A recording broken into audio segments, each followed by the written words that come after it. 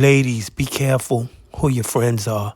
This woman here, Kacee Terry, age 38, poisoned to death by a supposed to be friend in August 2024.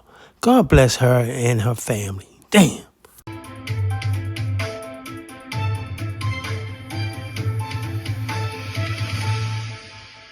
And has persuaded and convinced Kacee that she was sick and that she was dying, and there was nothing wrong with her. And we didn't know that until after she passed. Tonight, a Utah nurse is behind bars accused of carrying out a years-long murder plot. Driven by greed for life insurance money, the woman allegedly killed her old roommate. Yeah, and that roommate, a Santaquin nurse, was just arrested yesterday after a 7-month-long investigation. New at 10, News Specialist Garna Mejia hearing from the victim's friends and family. Garna, what they have to say?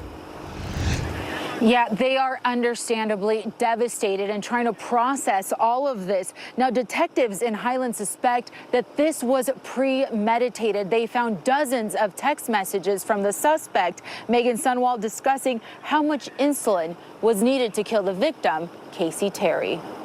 Being there for each other. We have loved each other dearly. After nearly 20 years of friendship, Nico Anderson was heartbroken last August when her 38-year-old friend Kacee Terry passed away. So it was a very painful, very trying time for the whole family. Almost from the start, Kacee's family and friends knew something wasn't right. There was an investigation about how she died and what happened. Kacee's uncle found her unconscious in her bedroom, but Kacee wasn't alone.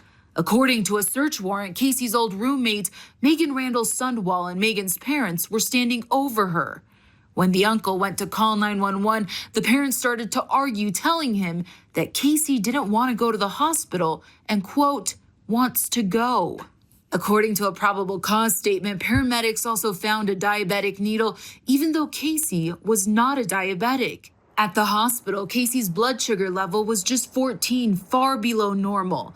But things only got stranger. For years, Kacee told her family that she had terminal cancer, but doctors found no trace of the illness in her system. We were all blown away that she didn't have cancer, that she didn't have leukemia. Then there were the concerns Kacee's family had about Megan, who was a registered nurse, and her interest in a rumored $1.5 million life insurance policy. Detectives zeroed in on Megan and discovered more than 28,000 text messages starting in 2019, with Megan offering to help Kacee die, and how Megan's money problems would be solved by Kacee dying and Megan receiving the life insurance payout. Meg got into her life and has persuaded and convinced Kacee that she was sick and that she was dying, and there was nothing wrong with her.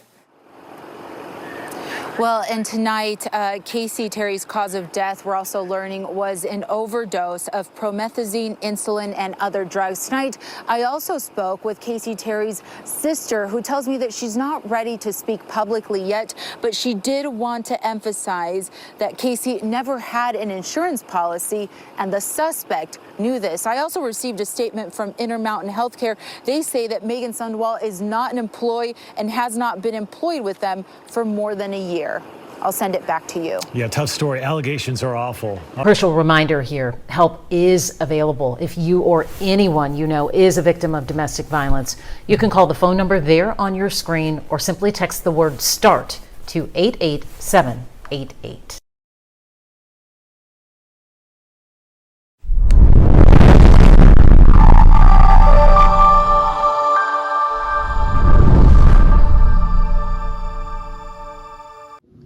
Thanks for watching. We appreciate you. Please subscribe.